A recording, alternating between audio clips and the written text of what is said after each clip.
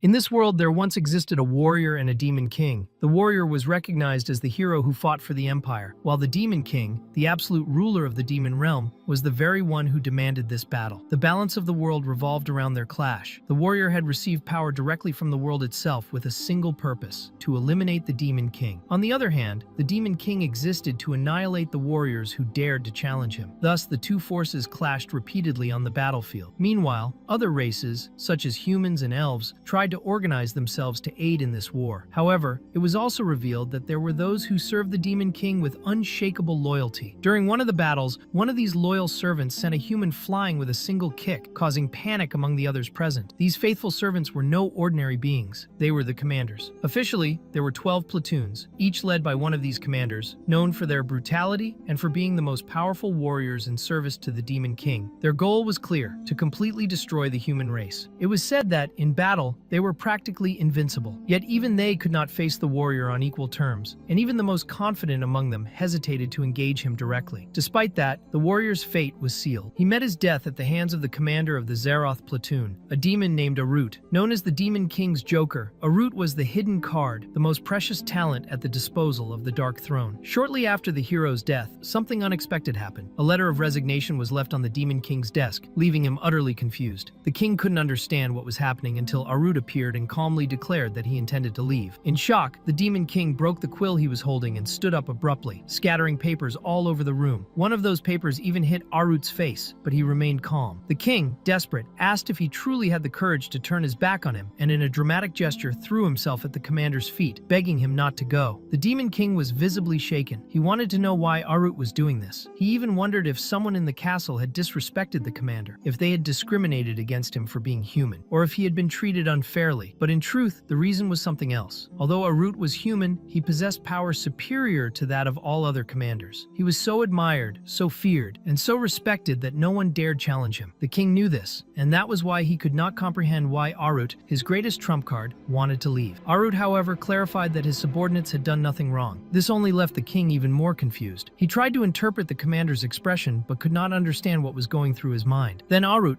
calm and direct, asked if the king intended to kill him. The king was outraged by the idea, saying that he would never do such a thing. He was only trying to understand the situation, shaking the commander's arm in desperation, suggesting that perhaps it was because he had not been sending Arut to the battlefield recently. He knew the commander loved to fight, but his injuries prevented him from continuing at that moment. Trying to calm the situation, Arut asked the king to relax. However, at that moment, a drop of blood trickled from Arut's nose. The king panicked when he saw it and screamed for help, ordering that the doctor be called immediately. He kept repeating that there was a sick patient there, desperate for an answer. Later, the doctor stood beside Arut, treating him with magic. This was Ben, the personal physician of the demon commanders. The king anxiously asked about the commander's condition, and Ben explained that the problem was a result of internal injuries suffered by Arut during his battle against the warrior. They were severe side effects, and Arut's condition was deteriorating. The demon king, impatient and frustrated, replied that he had not summoned Ben just to hear that Arut was dying. He wanted a solution, a definitive cure. He said that if Ben failed, the consequences would be grave. The doctor, already used to such threats, assured him he would do everything possible. The conversation ended there. The king ordered everyone to leave and said they would talk later. Meanwhile, Commander Arut, also known as the commander of the Zeroth platoon, was escorted back to his quarters, as the Demon King had ordered. Everyone obeyed in silence. Dr. Ben held Arut's hand and firmly began to lead him away from there, saying that he would personally escort him. Since the situation was serious, they placed Arut on a stretcher, and everyone who witnessed it looked visibly worried. They whispered among themselves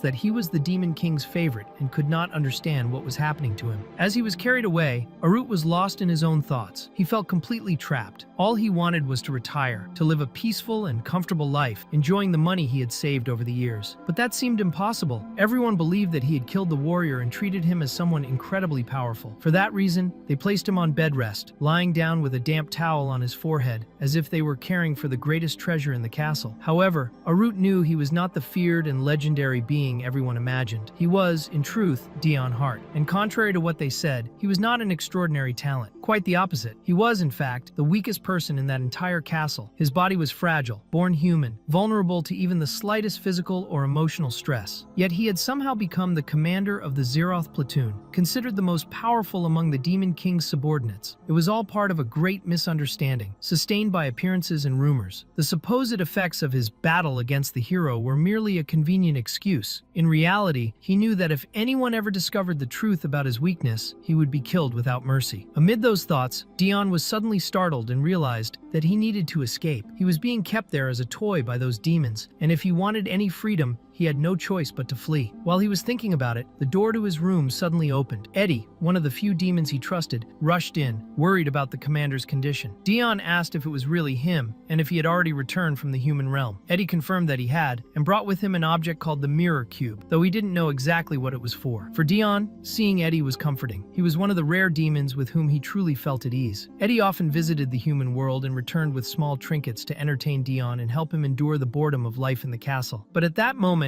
Eddie seemed far more worried about his friend's health than about any gift. He said he had heard that Dion had fainted, and that had alarmed him deeply. With a faint smile, Dion tried to reassure him, saying that he was feeling better now and that it had been his own fault. However, Eddie refused to accept that. He insisted firmly that Dion had saved the entire demon race and should not blame himself. Dion, however, knew that wasn't true. He was well aware that he hadn't been responsible for such a thing. The conversation took a different turn when Eddie mentioned that if Ben didn't find a solution soon, he could end up being punished with torture. Dion reflected that, in the end, Eddie, kind as he was still a demon. Even so, he deeply valued the concern Eddie showed him. He reassured his friend that he would rest as ordered, and Eddie seemed satisfied. Dion thought that demons like Eddie were rare, and he appreciated that kind of bond. He also recognized that the Demon King treated him well, perhaps even too well, and he only hoped that the king wouldn't misunderstand the whole situation and do something foolish out of worry. Meanwhile, in the castle tower, the Demon King was carefully examining the letter left by Dion. He still couldn't fully comprehend what was going on. He muttered to himself that it was impossible to read Arut's expressions, impossible to understand what he was thinking. Even so, he couldn't forget the moment they first met. At that time, the king had stood before the body of the former human warrior, while all the demons around him wondered who had been responsible for defeating him. A young man had emerged from the wreckage of the explosion that had devastated the battlefield, and despite facing such overwhelming power, he had survived. The king looked directly at him and asked for his name. With courage and composure, he replied that his name was Dion Hart. In that instant, the Demon King saw something rare. He thought that such loyalty and bravery should not be wasted, and believed that someone like him should not die without meaning. Since then, the Demon King had begun protecting him intensely. He even admitted to himself that he had recently become overly protective of him, but he couldn't risk sending him on another dangerous mission again. Until one day, Dion Hart came across another document that caught his attention, and that led him to order an immediate meeting with all the commanders. He instructed that everyone be summoned, as that document would surely make one of the demons very happy. Dion could already feel the tension building, and later he was in a terrible mood because the king had summoned him right in the middle of his break. He thought it was always like that. They told him to rest, but soon after, they called him back for meetings. He hated those gatherings, especially because they meant standing face to face with the king, which was terrifying enough, and being surrounded by all the commanders at once made him feel like he was walking straight to his death. His subordinates noticed that Dion wasn't feeling well, and he realized he needed to change his expression. He thought he wasn't even close to being on the same level as the other commanders, so it was better not to provoke any of them. Meanwhile, other demons whispered among themselves, recognizing him as the human everyone talked about. One of the demon women said it was the first time she had seen him in person, while another said that his story was impossible to forget. They recalled the day he killed the warrior and introduced himself as Arut, a name impossible to forget. But Dion thought that wasn't true. What he had said that day was his real name, Dion Hart. The demons were startled, thinking they had offended him, but Dion was only thinking that he hadn't killed anyone, that he was weak, and that those rumors were only making his situation worse. The only advantage in all of this was that no one dared to mess with him, but if the truth ever came out, he would be killed instantly. That's why he needed to escape that place. But for now, he would just pretend to be confident. He walked toward the meeting room, where the guards became visibly nervous at his presence. Dion thought he needed to act like the commander of the Zeroth platoon, so he simply ordered them to open the door. They soon announced that the commander of the Zeroth platoon had arrived, and the king reacted by saying that finally,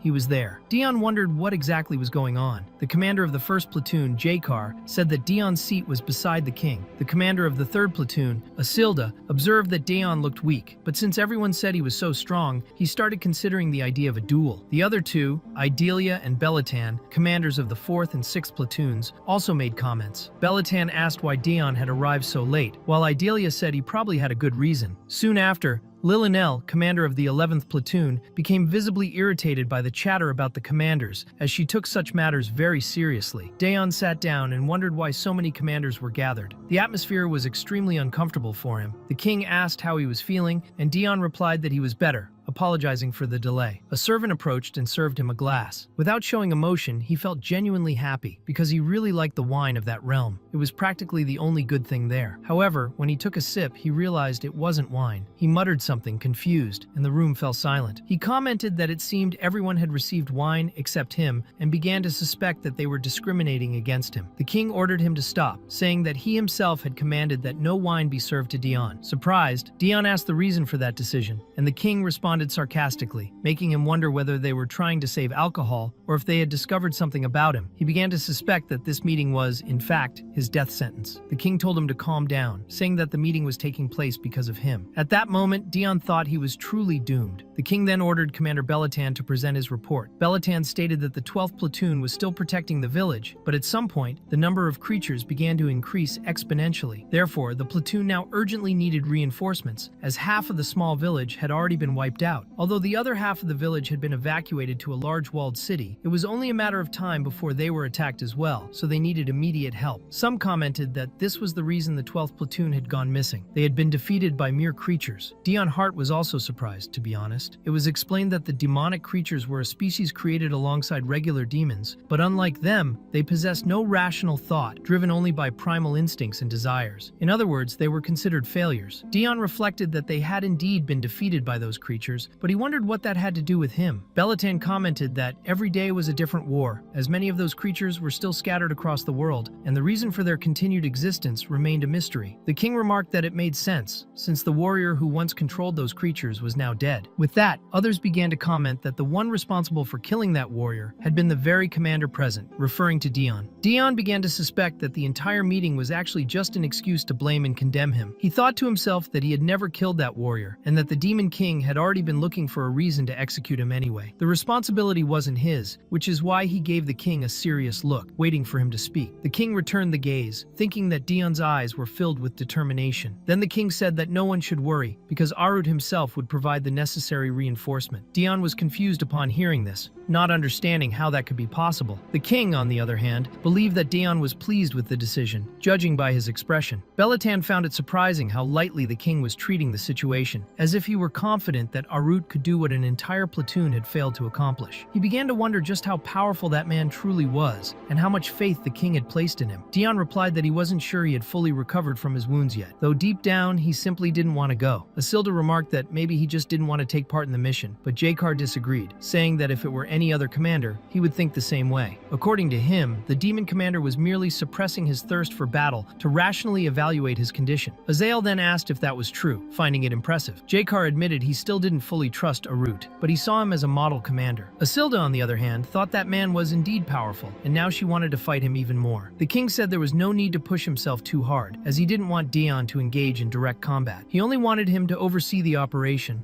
something that didn't seem too difficult. But Daeon thought otherwise. He believed it was indeed difficult, and he knew he never would have accepted to go, yet that wasn't the right moment to refuse. So he declared that he had made his decision and would accept the mission, all the while thinking that this was the perfect opportunity to escape that place. Later, already leaving in a carriage from the demon realm, Daeon reflected that he had ended up in that situation because he got caught. He had been trying to flee, and because of that, his departure was moved up. The king had caught him packing his things and interpreted the scene as enthusiasm. He said that if Daeon was that eager to fight, he could be sent off earlier. Daeon, keeping up appearances, replied that he could hardly wait to leave. Daeon Hart thought he couldn't reveal his true objective, which was to escape to the human empire. Not that life there was much better. In the empire, there was that crazy emperor who had sent him to deal with the demon king, and also his older brother, who despised him and wanted him dead. Even so, maybe it would be better to face that than to stay surrounded by such powerful demons. Trying to stay positive, Daeon decided to look on the bright side. He had heard the 12th platoon was very competent, especially because of Eddie. If he just showed a bit of authority, the rest of the work would be done by them. Eddie was working on the defenses with another soldier, while Daeon thought he really wouldn't have to put in much effort. The Demon King himself had said not to overdo it. With that in mind, Daeon decided to enjoy a bit of time for himself. He rummaged through his small item bag and found a bottle of special wine from the Demon Kingdom, produced exclusively there. He had stolen that bottle at the end of the last commander's meeting and thought that, since death might be near, he could at least enjoy one last drink. He drank straight from the bottle and felt a rare sense of satisfaction, thinking it had been a long time since he felt so alive. Meanwhile, Eddie noticed that his commander was unusually quiet. He wondered if Dion was feeling down because of the recent incident. He remembered the moment when the commander was about to get into the carriage and a demon approached, saying he understood Dion wanted to ride a horse, but for the sake of his health, it would be better to stay inside the carriage. Dion hadn't understood that suggestion, but simply agreed and entered. Eddie thought that had saddened him. He believed his commander wanted more freedom, and if it were up to him, he would let him do whatever he wanted. Of course, the Demon King would scold him for it, but he was willing to accept that. Before Eddie could think any further, someone called out to him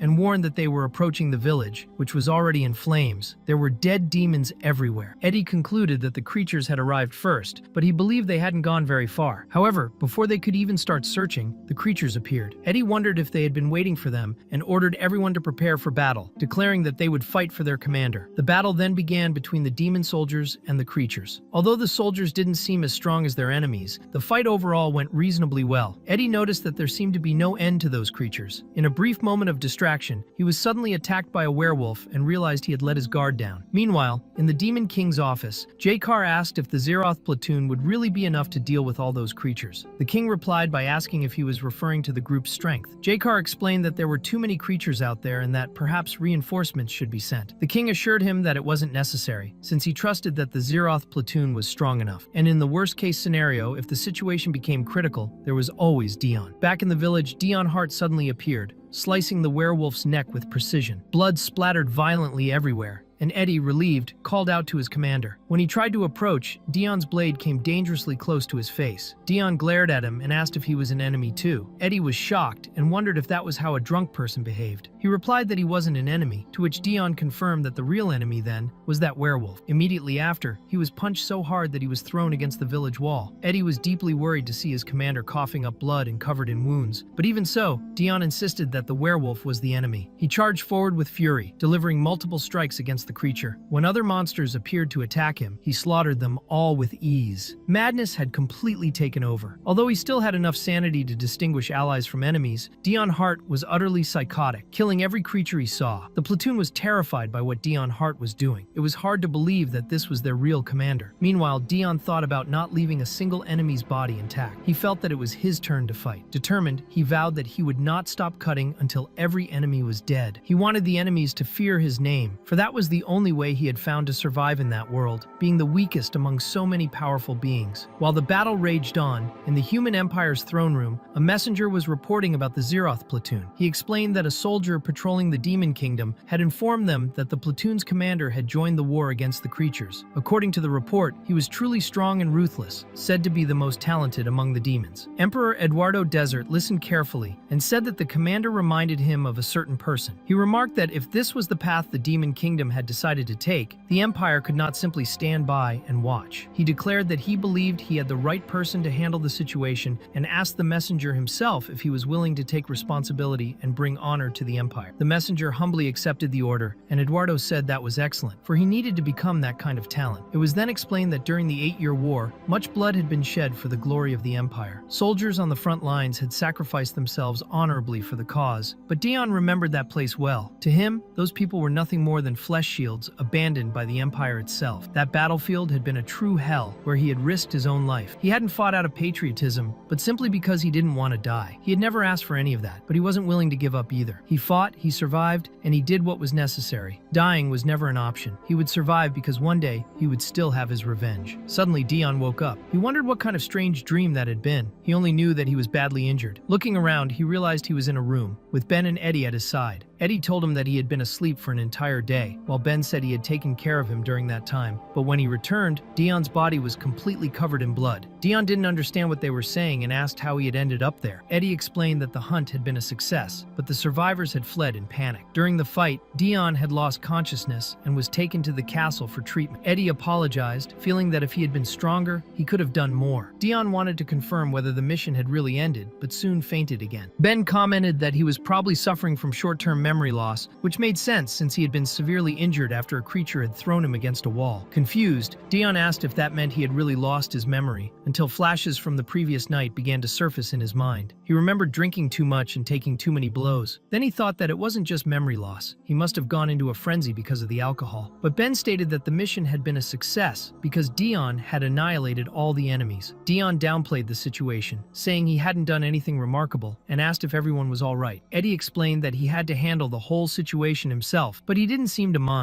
On the contrary, he said Dion had been phenomenal, cutting down every creature he saw. Ben, however, warned that even though he was that powerful, Dion was still recovering and needed to take it easy. He told him to take good care of himself. Dion, on the other hand, thought it didn't make sense. He felt he didn't have enough power to kill even a single creature, but Eddie insisted that they were there because of him and would continue to fight for him. Dion thought he needed a break because all of that was making him extremely uncomfortable. At that moment, Idalia and Isilda entered the room. Idalia commented that she had heard he had woken up, while Isilda responded in a lower tone, reminding her that he was still recovering. Even trying to keep her voice calm, Idalia pointed out that Isilda had spoken louder than her. Isilda replied that this was just her way of speaking, and that she was there to pay respect to the commander. Then Jakar appeared and told them both to be quiet, saying that if they were only there to check on the commander's condition, they should do that and leave, because they were making him uncomfortable. Isilda apologized, calling him the demon commander, while Dion wished from the bottom of his heart that he could send everyone away. He wondered why there were so many demons in his room. Isilda, seeing the expression on Dion's face, thought he was still tense from the previous mission. Jakar said he understood how Dion felt, but asked him to avoid any kind of fight inside the castle and not to kill anyone. Dion was startled by that, wondering what that talk about killing was supposed to mean. He felt incapable of killing anyone and knew that if they ever found out how weak he truly was, no one would have mercy on him. Even so, he thought that maybe showing mercy could make them work for him in the future. The problem was that his gaze was too dark, which didn't help. He then admitted that he was angry but told himself that he needed to choose his words carefully. That choice of words only made the other commanders even more tense. Despite that, he stated that feeling anger didn't mean he had to act violently, and that sometimes the best path was to show mercy. Even if someone lied to him or was weaker, they still deserved pity. Dion thought his speech had worked, but he noticed that everyone looked even more nervous. They asked if he had understood, and he wondered if he had sounded too demonic for a human. Jakar thought that his way of apologizing was frightening. Soon after, Jakar mentioned that he had heard the mission had been a great success and praised Dion's good work. Idalia, already cheerful again, said that the entire castle was talking about his heroic act since he had defeated half of the creatures by himself. That made Dion feel nauseous, and when she asked if he was all right, he said yes. Inside, he wondered what was going on, since he didn't remember doing any of that. He suspected they were spreading false rumors, and that he might be getting credit for other people's work. He looked at Eddie, who seemed very proud, and wondered why he had that expression on his face. Isilda, impressed by what she had heard about Dion's performance, said she had come there to make an informal request. That worried Dion, who didn't like the direction the conversation was taking. Isilda suggested that once he was fully recovered, they could have a duel. Dion was surprised to realize that the third commander and personal bodyguard of the king wanted to face him. He asked if that request was serious, and Isilda replied that it would be a valuable experience. She might even learn something from him. Jakar agreed, saying it would be interesting, especially because Dion hadn't fought anyone since becoming a commander. To him, it was a great chance to witness the new commander's skills firsthand. Idalia thought it would be an exciting duel to watch, but Isilda told her not to interfere. Dion, hesitant, realized that everyone was staring at him as if they already expected him to accept immediately. This was madness, he thought, because Isilda seemed like the kind of opponent who could break him with a single punch. Even so, he replied that it would be better not to accept, since the battle against the creatures was still fresh in his mind, and there was a real risk of dying. He tried to justify himself by saying it wasn't out of weakness, but he couldn't find a good excuse. Isilda asked if he was backing down, which made Dion even more uncomfortable. Jakar commented that he was impressed, saying that even when facing another commander, Dion still showed confidence by claiming to be concerned for his opponent's safety. The two locked eyes, and Dion thought that wasn't exactly true. When Isilda asked if that was the real reason, Dion didn't confirm, but Jakar concluded that he had refused the duel to protect Isilda so that he wouldn't die facing Commander Zeroth. Isilda was taken aback by that, wondering if Dion was really that confident in his own strength, to the point of protecting him. The commander who had been so sure of himself moments ago now didn't know what to think. He began to reflect on the level of confidence that man possessed, and started to understand why he was considered the Demon King's greatest talent. Isilda admitted that it hurt his pride, but confessed that he wasn't sure he could win. For that reason, he decided to dropped the idea of the duel. He said it didn't affect his pride and that he was truly grateful for the answer he had received. Dion, surprised, wondered if Isilda had really accepted all of that so easily. Eddie thought his commander was truly incredible, able to earn anyone's respect. Dayon, on the other hand, had no idea what had just happened, but somehow it had worked. However, Isilda said he hadn't completely given up and hoped Dayon would reconsider the duel, claiming he wouldn't die that easily. Dayon, desperate, wished he would just give up for good. Isilda, more excited than ever, said that now that he had made a pact with another commander, he felt even more motivated. He announced that he would go train and spend the entire day doing it. Dion tried to argue that there was no need to go that far, but Jakar only commented that he was already gone. Jakar said that Isilda wouldn't get that idea out of his head anytime soon, but at least he had left. And that was something positive. Idelia remarked that he was always so noisy. At that moment,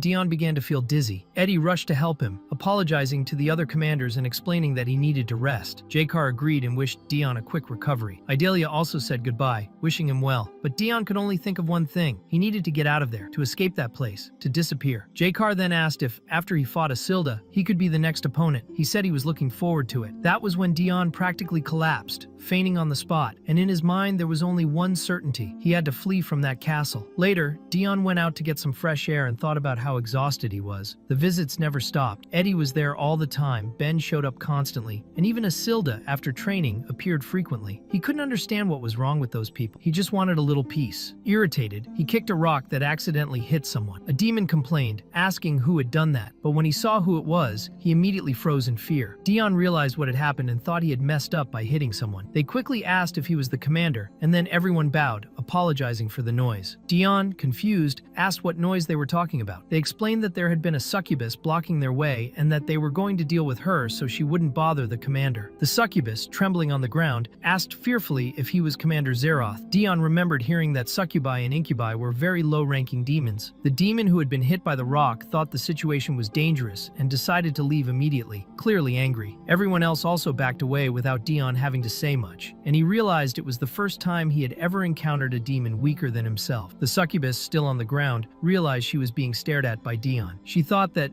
despite being human, he was more brutal than any demon, and she was certain her end had come. However, Dion extended his hand and asked if she could stand, explaining that the others had already left and she didn't need to worry. The succubus was surprised and wondered if he was truly concerned about her. She reflected on the last time someone had treated her like that and asked herself if he wasn't disgusted by her. At that moment, Dion grabbed her arm, pulled her up, and asked if she wasn't disgusted by him, since he was the human there. She replied, "Of course not," and Dion said he felt the same. He looked at her and thought that the poor girl was just trying to survive, just like him, in that brutal, demonic realm. The succubus said he was very kind and that no one had ever done something like that for her. It really made her happy. So, she wanted to do something in return. She asked if he had a bit of time to spend with her. Dion, surprised, wondered if that was really a safe situation or if he was just imagining things. Meanwhile, the Demon King was looking for his favorite commander and asking where he was. Dion thought he had come there because he had nothing else to do, but everything was starting to feel very strange. As a token of appreciation, the succubus said she wanted to show him the garden that helps with energy recovery. She mentioned that, as a commander, he surely had a lot of work ahead, and if he had a little time, she would take him there. Dion, surprised, asked if the Demon King's castle really had a garden. He would never have imagined that such a hellish place had something so peaceful. The succubus then apologized for not introducing herself earlier. Her name was Hien, the castle's gardener. Dion wondered how it was possible for someone to have such a peaceful job in a place like that. A garden actually sounded nice, with beautiful flowers, trees, and fresh air, exactly the kind of therapy he needed. He commented that the garden seemed like a good place to relax, and Hien smiled happily, showing him the way. Dion thought he would finally get a little break. She led him to the garden, which looked more like a greenhouse. Dion was surprised by the beauty of the place. The fresh air, the smell of grass, the tall trees, everything was pleasant, until he was nearly bitten by a giant carnivorous plant. He wondered what was happening, and Hien, panicked, started calling the plant naughty, begging it to behave and learn some manners. The plant recoiled, scared of her, and Hien apologized to the commander, saying the plant just got excited to see a visitor. Dion looked at everything and thought the plant was weaker than him, but he couldn't shake the feeling that something was off with that girl too. The garden seemed normal at first, but now it was clear that everything there was made of monstrous plants. He needed to get out, so he apologized, saying he had just remembered something important he needed to do. Hien, disappointed, tried to convince him to stay, saying there were still many plants she wanted to show him. Dion made up an excuse about having training with the Zeroth platoon and needing to get ready, since he had been been idle for a while and needed to warm up his body. He wished her good night and ran off. Hien watched him quickly leave and concluded it must really have been urgent. She gently petted the carnivorous plant and commented that it seemed disappointed too. She wondered if Dion would return someday and imagined that next time they could prepare a gift for him. She was sure he would love to receive the cutest plant in the garden. As he left, Dion still felt a chill down his spine. He thought he was an idiot for imagining there was anything normal in that castle. His room was the best and safest place of all. Although he had used the platoon as an excuse to get out of there, sooner or later he would have to face them again. The problem was, he was still embarrassed after getting drunk and doing something foolish. He figured Eddie would definitely scold him, but even so, he liked Eddie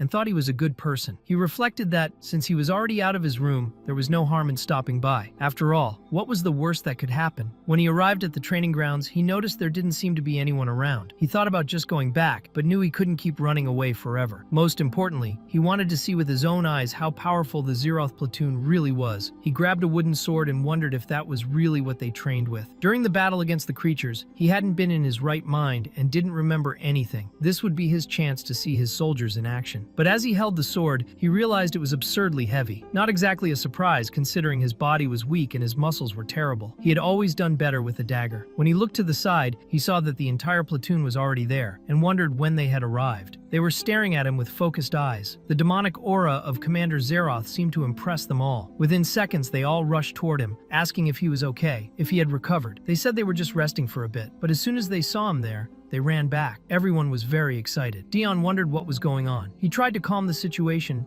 by asking everyone to settle down. He noticed they were whispering among themselves, saying that he looked much better now. Dion didn't understand why they were looking at him with such emotion in their eyes. He explained that he would have come by right after the mission, but couldn't make it, and apologized for that. He said they had all done very well, and thought that a few words of encouragement during training would be enough. He mentioned that he had only stopped by to say that, and was sure they were doing fine without needing him all the time. But then, one of the soldiers tried to perform a sword maneuver, tripped over his own foot, and thought he couldn't fall in front of the commander. That would be humiliating. To avoid the fall, he leaned on his wooden sword and, unintentionally, dodged a blow that was about to hit him. Another soldier, known as the traitor, was shocked and asked how he had managed to dodge that. Dion wondered what was going on and concluded that maybe this place wasn't as safe anymore. Dion needed to leave, but when he turned, he accidentally elbowed the traitor in the face. The impact was strong, and the man collapsed, badly hurt. Dion wondered if he had really hit him, and when the man got up, he called him the demon Arut. That made Dion freeze. Did he hear that right? That man was a human? What was a human doing inside the Demon King's castle? The platoon began to approach, and the messenger, realizing the danger of the situation, thought this was going to be a problem. He decided to flee first, but as he tried to leave, he was met with Daon holding his sword. The commander's gaze was dark and murderous. The messenger realized he wouldn't escape that way. After knocking him out, Dion remained silent for a few moments, then ordered them to report the incident to the Demon King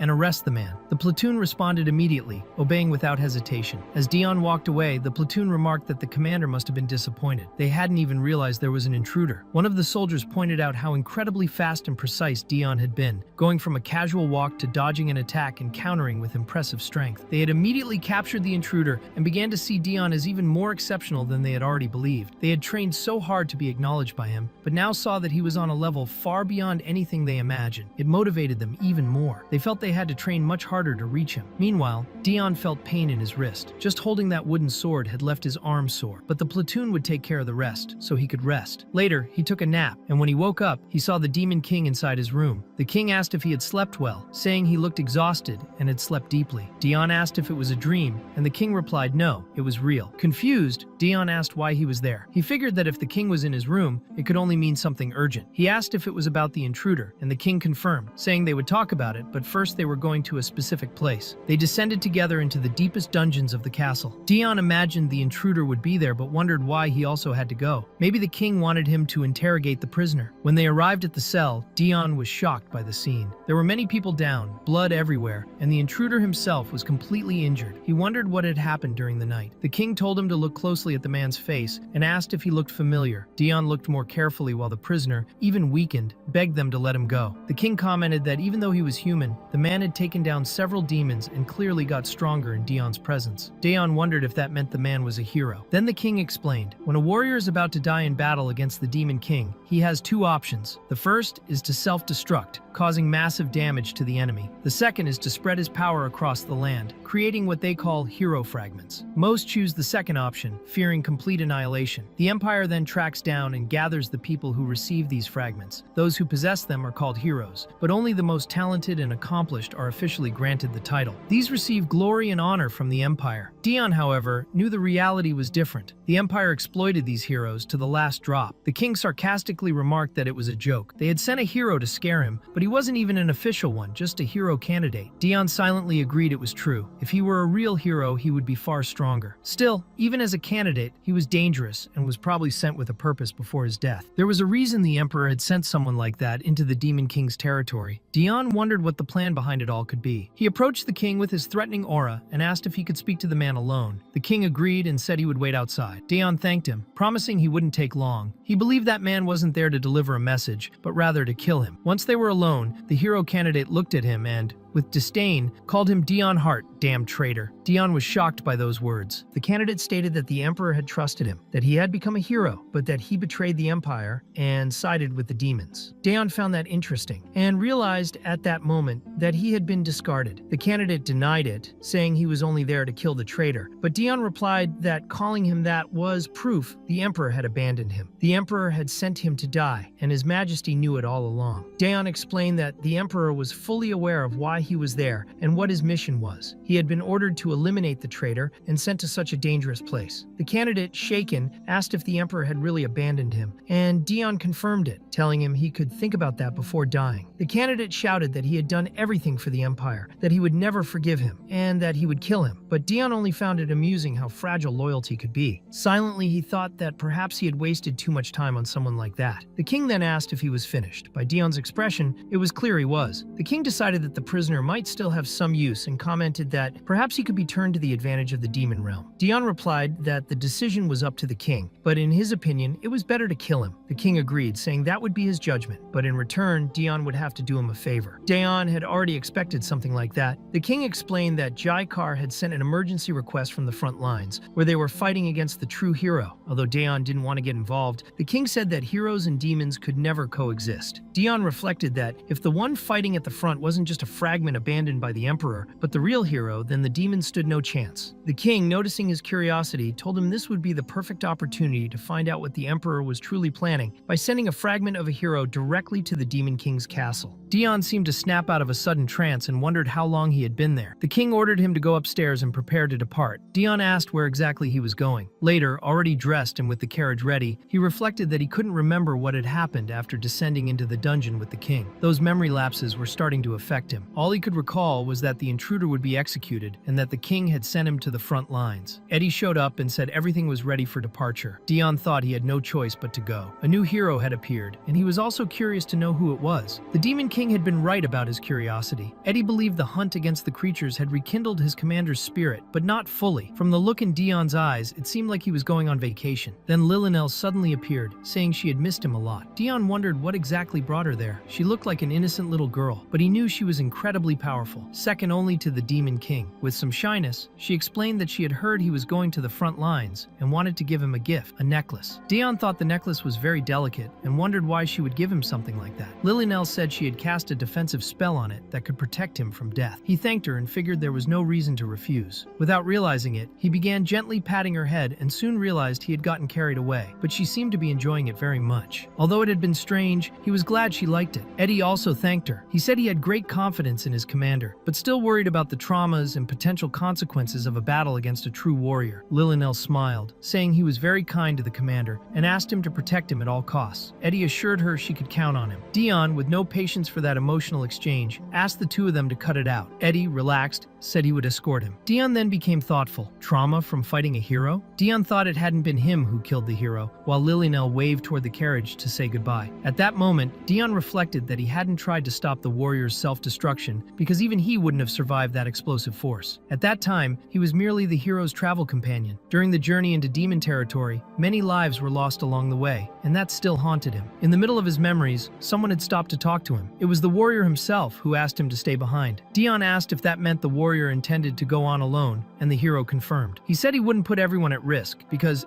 As the true hero of that story, it was his duty to put an end to it. The warrior believed they had come far enough and would face the most powerful demon king in history, so there was no guarantee anyone would survive. Someone had to return to the Empire and report everything, and he hoped Dion would do that. He asked him to go back, reminding him he still had matters to take care of there. Dion was surprised by that last remark, and the warrior stated that he knew the real reason Dion had taken on that mission. Even as a war hero, there was still a desire in his heart. If he survived and managed to deliver the report to the Empire, it would be a grand achievement. That would help him reach his goal. The warrior commented that he couldn't quite remember what Dion's wish was, but he could hear it from him later if he returned alive. He wished him good luck before leaving. After a long time, Dion had no idea how much time had passed. He felt paralyzed, unsure if it was guilt, shame, or fear, perhaps all at once. It was his comrade's duty to follow the hero, but he had felt relieved when ordered to stay behind. Still, he knew it wasn't right. He stood up, determined to check what had happened. If the hero had won, he would bring him back. Otherwise, he would report everything to the Emperor. As he approached the battlefield, Dion questioned what he was seeing. In front of him was the entire entourage of the Demon King, surrounding the hero, who could barely stay on his feet. The king simply asked if he had any last words, but the hero smiled and began his self-destruction. Upon seeing that, Dion immediately understood what was about to happen. If it had come to that, he had to report everything to the Emperor. A demon approached and asked who was there. Terrified, Dion ran. But it was obvious he would be hit easily. With no way to defend himself, he snapped back to his senses just in time to dodge on instinct. Even so, he was lightly struck in the face. Then he realized he could no longer run. He had to hold that enemy off as long as he could. He rushed toward the giant demon, dodging all attacks and slipping under its legs. The demon was irritated by the nimble rat. Dion climbed up the creature's arm and shoulder, drew his dagger, and struck a vital point in the neck. However, the enemy survived. The skin was too thick. Suddenly, the ground began to collapse as if an earthquake had struck. The demon and Dion, with the dagger still lodged in, plummeted together at full speed into the battlefield. The surrounding demons were alarmed, not understanding what was happening. Amid the smoke, Dion emerged staggering and nauseous. He wondered what had happened to the ogre. He thought the impact of the fall had killed the enemy with his blade. But he quickly realized that wasn't the most important thing. He was in a terrible position, right in the center of enemy forces. The demons began murmuring. If the 7th commander was dead, who was this man? How had he defeated such a powerful commander? Dion realized in horror that he wasn't just surrounded by enemies. He had killed one of their leaders in front of them all. Dion wondered if the man standing still and staring directly at him was really the Demon King. Before he could react, he heard the warrior's voice asking why he was there. The warrior knew he was going to self-destruct and questioned if Dion hadn't understood that. Feeling guilty, Dion admitted he had failed his mission, but the warrior disagreed. He revealed that he wanted to live more than anyone. Dion was confused, wondering if the warrior had interrupted his own self-destruction. The warrior, in turn, thought that contrary to what many believed, Dion was kind and gentle. That is why he wanted him to be the next warrior. He asked the heavens if the world was watching and sincerely pleaded for his wish to be accepted, for Dion to live. He began to shine intensely, touched Dion's shoulders, and begged for the power to be transferred. The light concentrated on Dion, who began to glow. The Demon King observed and wondered if it was another self-destruction, but quickly realized it was not. It was a power transfer, something that should not have been possible. The warrior died at that moment. Dion then reflected that the fool had stopped his own explosion just to transfer the power, something forbidden to warriors. Carefully, Dion laid his former comrade's body on the ground and for a brief moment believed something grand would happen, but nothing changed. He was still the same weak person as before. Meanwhile, the demons nearby questioned if that human had killed the warrior. One of them affirmed it, saying he had interrupted the explosion and, judging by the blood in his mouth, had even taken a hit. Dion thought about the blood he had coughed up and suspected it was from the fall off the cliff, but soon realized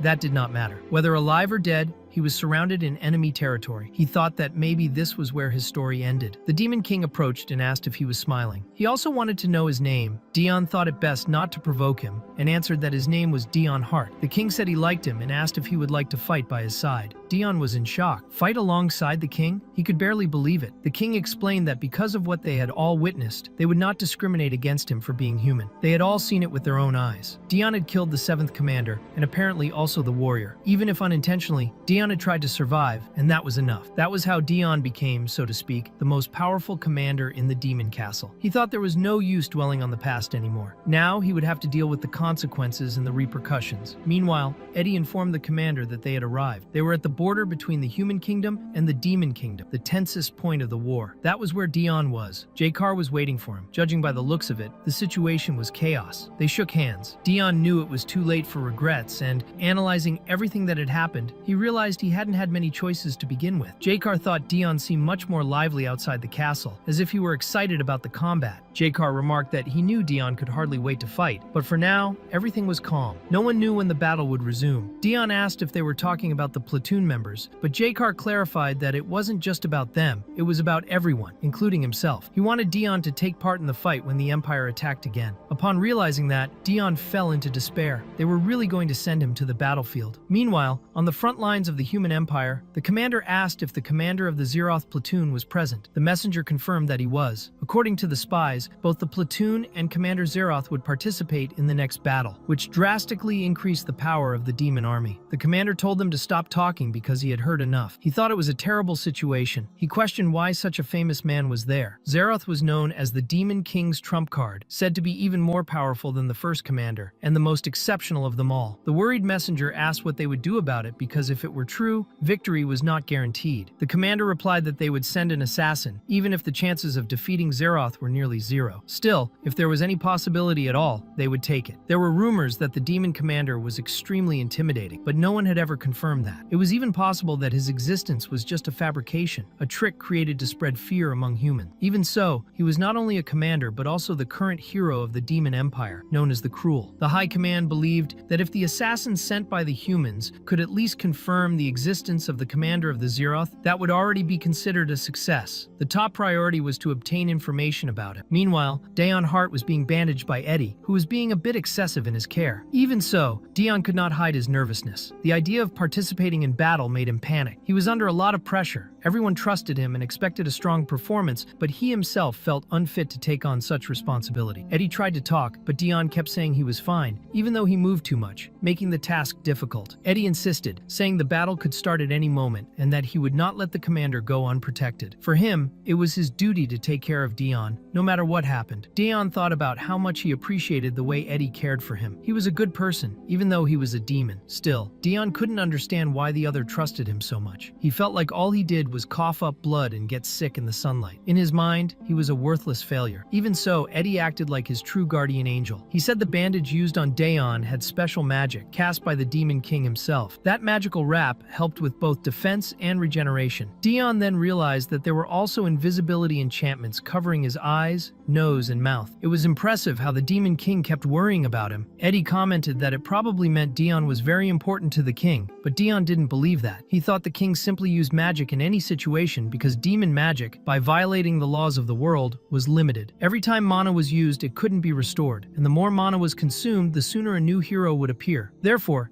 if the king used magic freely, it was because he believed he could defeat any future hero. With everything ready, Dion was completely bandaged to protect himself and also to disguise his identity. He found the bandages strangely comfortable. Eddie confidently stated that he and his squad would win. Ever since the fragment had been implanted into the battalion, all the soldiers seemed more energetic. Dion thought that his squad was the only group he truly trusted. He knew that, in battle, he often lost focus easily. He said he would go check the corpse of the commander of the 9th Corps and inspect the camp area. Eddie suggested it might be better to save energy for the upcoming fight, but Dion replied that he had rested enough. Eddie thought he seemed very motivated, but Dion knew that was just an excuse. In truth, he wanted to hide, to disappear, to never be found again. But when he went outside, he was surrounded by several demons. Many were moved to see him. Meeting the commander of the Zeroth in person was a remarkable moment for them. One even cried, and everyone felt more motivated. They believed they would surely win the next battle. Jakar watched it all and thought the Demon King had been right. Dion's mere presence was enough to raise the army's morale, but Dion only wished they would leave him alone. Meanwhile, a human assassin watched him from a distance. Now he knew Daeon truly existed. Still, he thought Dion looked weaker than the rumors claimed. Yet, there was something about his calm posture and the killing aura surrounding him. It was terrifying. The assassin felt he couldn't underestimate him, though he still believed the stories were exaggerated. Taking the opportunity, he launched a poisoned needle toward Dion, who easily dodged it. The assassin was shocked. Did he really dodge it? Then Dion looked straight at him. The assassin realized he had been spotted and fled as fast as he could. But Dion simply thought he had stumbled over a rock on the ground and wondered why no one had cleaned that road yet. At that moment, a demon approached and asked if something was wrong. Dion Hart replied that no, he was just stretching, and the demoness nodded, saying it was very important before a battle. Dion thought it was clear there was no safe place where he could hide, so he decided to avoid further trouble and stay inside the tent. Meanwhile, the human assassin, still watching from afar, wondered if Daeon had noticed his presence. He thought about whether Daeon had reported that there was an intruder or was just pretending there was no one. He considered the possibility that Daeon would not come back and imagined that maybe this was his last chance to kill him. Soon after, Eddie was surprised to see the commander returning so quickly. Daeon also thought he had come back too fast, but he took the chance to ask if Eddie knew anything about the new hero in the human camp. Eddie mentioned he had heard that the second commander was trying to gather information about him, but all they knew was that the hero kept his face hidden beneath a helmet and was an exceptional swordsman. Meanwhile, the assassin was still watching from above, trembling nervously. He didn't know whether to finish the job or retreat and report back to the Empire. Daeon, on the other hand, sat at the table and was surprised to see a bottle of alcohol there. He thought Eddie had started drinking as soon as he left, but Eddie explained that wasn't the case. He had left the drink there for the commander. That reassured Daeon, who asked if he could drink it. Eddie agreed, reminding him that even in a war zone, a sip to warm the body was fair. Daeon was pleased with the drink, and Eddie, watching him, thought he had been worried before, but now it seemed everything would be fine. However, Daeon heard a strange noise and looked back but saw no one. He told himself it was nothing. What he didn't know was that the assassin had poured a deadly poison into the cup. When Daeon lifted the cup to his lips, the assassin believed he would finally kill him. But in the middle of the sip, Daeon suddenly stopped. Eddie asked if something was wrong, and Daeon instinctively threw the cup away, shattering it on the ground. The assassin was in shock. Daeon remarked that there were insects everywhere, but then realized what he had done. In fact, he had only tried to swat a fly that flew right in front of the cup at the exact moment he was about to drink. By accident, he ended up tossing the cup away. Not understanding how that happened, he apologized to Eddie, saying he hadn't meant to do that. Then, both of them heard a strange sound coming from the broken cup. The liquid seemed to melt the ground. Eddie quickly realized it was poison. Observing the area, he noticed a part of the ground with less dust, indicating that someone had passed through there. He understood that there was an intruder in the camp. As the sun rose, the assassin decided to flee in fear, knowing he had to report everything to the Empire. Now he was certain. The rumors about the commander of the Zeroth were true. He was extremely dangerous. Later, Jakar informed the others that an intruder had attempted to assassinate the commander of the Zeroth. Many questioned if Daeon had really been the target. They wondered how someone had managed to infiltrate the camp. Jakar said the intruder would be punished later, but for now, everyone needed to guard the perimeter in case there was another spy. Daeon, observing everything, thought he really could have died. Eddie, downcast, approached and said that because of his incompetence, he had almost let his commander die. Daeon replied that, in truth, he was surprised even Eddie hadn't noticed the invader's presence. He acknowledged that the assassin was skilled and lamented not even getting to take a sip of his drink because of him. Eddie, deeply remorseful, said he would accept any punishment. Daeon then asked if the bottle used had been new, and Eddie confirmed. With that, Daeon concluded that the poison had been in the cup, not the bottle, and asked what the problem was in drinking it then. Meanwhile, Cruel, the new hero of the human empire, was analyzing the situation. He realized that the commander of the Zeroth truly was dangerous, as even the assassin, who was extremely experienced, had returned petrified. Now that they had confirmation that the commander actually existed, they needed to send someone strong enough to defeat him. The messenger asked if he was referring to the other hero of the Empire, and Cruel said yes, but for now, that hero wasn't available. Faced with this, the group decided to retreat. The messenger warned that by doing so, the demons might think they were backing off out of fear of the commander. They would be underestimated, but Cruel made it clear that if they stayed and were pursued, death was guaranteed. It made no sense to remain there. It was even advantageous to be underestimated by the demons because, at the right moment, they would fall. Cruel believed the message would be passed on, and the messenger confirmed he would inform the entire army. Cruel had been tasked with reclaiming the land the demons had taken. Their mission wasn't to invade demon territory. They had already taken back what, according to him, was rightfully theirs. For that reason, he said there was no point in starting a conflict now, and that was the message the messenger should deliver. Cruel thought he wouldn't ruin his debut as a hero. It had taken him a long time to get where he was, and he only hoped the commander of the Zeroth wouldn't cause any trouble. The messenger commented that he had heard this commander rarely participated in battles, which Cruel considered good news. However, before he could say anything else, another messenger arrived, announcing that the demon army was advancing, and the one leading them was none other than Arut, the commander of the Zeroth. That left Cruel terrified. In that moment, he realized everything was spiraling out of control. Meanwhile, Daeon was on the battlefield, smiling psychotically as he killed everyone in sight. He grabbed another weapon and tore off a human's hand, leaving the man in despair. Another human, still alive and being held by Eddie, thought that Daeon was completely drunk. Still, thanks to him, the demons held a clear advantage. The last remaining human looked at Daeon and murmured, "That man man could only be the devil himself. If he wasn't the devil, then he didn't know what he was. He was afraid, didn't want to fight, but knew that if he didn't, he would die. He looked at a nearby corpse and thought he would end up the same. Mentally, he begged for someone to come save him. Dion calmly approached and said that standing still wouldn't help, that he had to do something, anything, to survive, or death would come faster. But in that moment, he was hit by a magic blast and thrown against a tree. The human who had been about to die was in shock. Eddie immediately ran to Dion, desperate, and came face to face with a new enemy. The one responsible for the attack was the hero, more specifically, Cruel, who stated that he had hoped to kill him with a single blow. Eddie was surprised to see the hero there and worried about the condition of his commander, who had only survived thanks to the necklace he had received from Lillinel. He remembered the spell placed on the necklace, an enchantment created specifically to prevent Dion from dying from a single blow. The hero was still standing before them, and the human soldier who had previously been terrified now cried with relief upon seeing his hero. He believed salvation had arrived, but Dion simply stood up, approached, and slit his throat. The soldier's head rolled across the ground as Dion passed by in silence, saying that so this was the new hero. Cruel confirmed that was what people were calling him. Dion replied that he had heard quite a lot about him, but there was something strange in his voice, something extremely familiar. They had met before. He asked why he wouldn't remove the helmet. Cruel answered that he would not remove it in front of enemy forces, which made Dion mock his response. However, Cruel also found Dion's voice familiar, even though he was sure he had never met the Zareth commander before. Dion, in turn, decided that in that case, he would remove the helmet himself and move so fast that the hero barely managed to dodge. He only avoided the dagger in the nick of time by ducking. Cruel realized Dion was incredibly fast, but still managed to deflect the attack with his sword. Both stepped back, and Dion commented that the dodge wasn't bad. In response, the hero lunged forward, trying to strike with his sword,